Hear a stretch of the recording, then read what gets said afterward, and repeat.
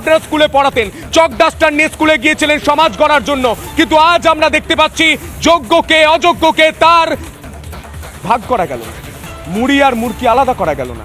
তাই আপনাদের প্রত্যেককে রাস্তায় বসে থাকতে হচ্ছে। আর মমতা বন্দ্যোপাধ্যায় বলছেন কোর্টে কেন গিয়েছিলেন, এটা বলা যায়?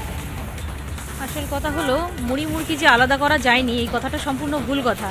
মুড়ি মুরকি আলাদা করা গেছে, সুপ্রিম কোর্টে সেটা মান্যতা দেওয়া হয়নি।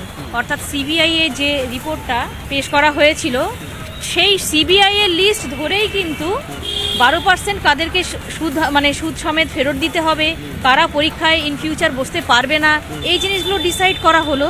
অথচ সেই একই তথ্যের ভিত্তিতে আমরা যে আনটেন্টেড সেই জায়গাটা কিন্তু পরিষ্কার হলো না। এটা আমাদের কাছে খুব ধোঁয়াশার মধ্যে। আমরা নিজেদেরকে এখন না ভীষণ অনাথ মনে করছি।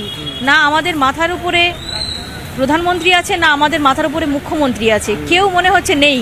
টেন্টেডদের জন্য কিন্তু বিভিন্ন জিনিস প্রকল্প ভাবা হচ্ছে, অন্য দপ্তরে যেতে পারে বা তাদেরকে নিয়ে ভাবা হচ্ছে। আমরা টেন্টেড, এই যে মমতা ব্যানার্জি তো বলেই দিয়েছেন যে অন্যান্য দপ্তরে যেতেই পারে। মমতা ব্যানার্জি যারা দুর্নীতি করেছে, যারা চুরি করে চাকরি পেয়েছে তাদের জন্য ভাবছেন, আর আপনাদের জন্য কিছু ভেবেছেন? আমাদের জন্য পরীক্ষা, আমরা এটা শুধু পরীক্ষা নয়, এটা আমাদের কাছে অগ্নি পরীক্ষা। 10 বছর আগে যখন আমরা পরীক্ষা দিয়েছিলাম তখন আমরা ছিলাম স্টুডেন্ট, সদ্য MA BEd কমপ্লিট করার পরে তখন কিন্তু আমাদের পড়াশোনাটা রানিং ছিল।